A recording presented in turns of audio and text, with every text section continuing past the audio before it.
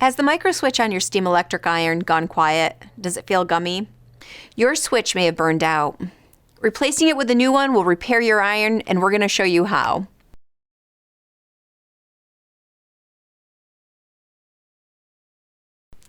You'll need a screwdriver and a new microswitch.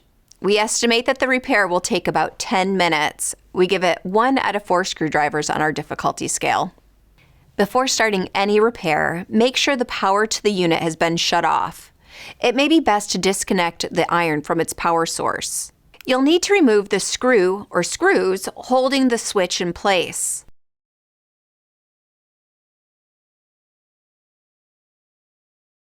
Disconnect the 2 wires attached to the base of the switch.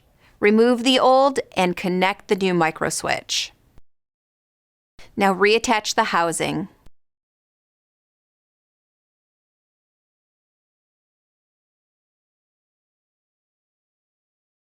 Before reinstalling the unit, make sure the 4 electric wires on your iron cord are going to the correct source.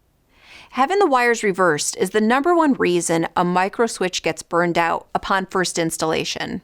Still have questions? Contact us or check out our other videos. We're here to help.